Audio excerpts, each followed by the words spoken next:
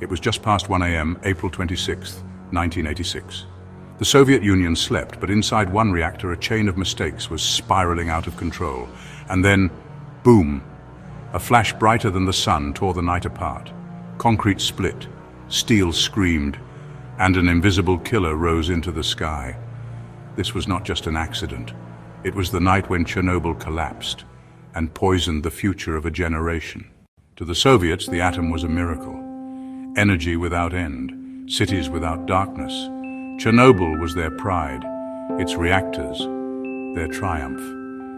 Beside it, the city of Pripyat gleamed like a utopia.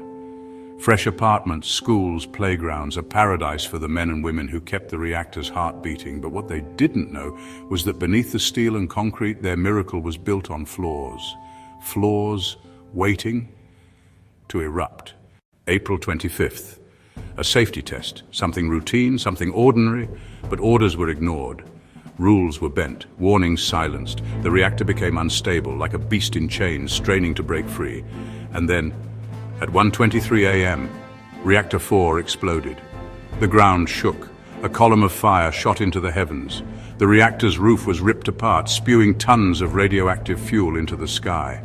The city slept, unaware that the deadliest night in modern history had begun. There was no smell, no taste, no sound, just a glow, a strange blue light dancing above the reactor. Families stood on balconies, watching in awe, not knowing they were breathing in death. Firefighters rushed into the inferno, their boots melting on the reactor roof. They had no protection, no warning. They fought with bare hands and courage, and paid with their lives.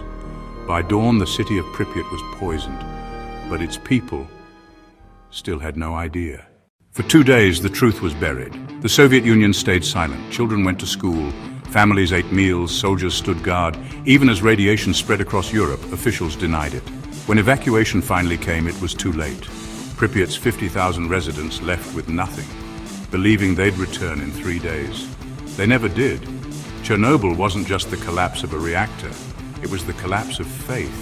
Faith in a system that chose secrets over lives.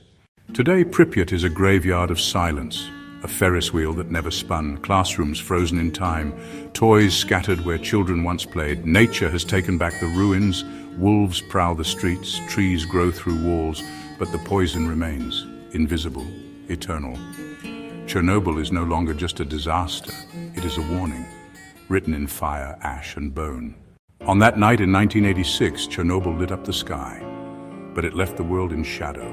A single explosion that never truly ended.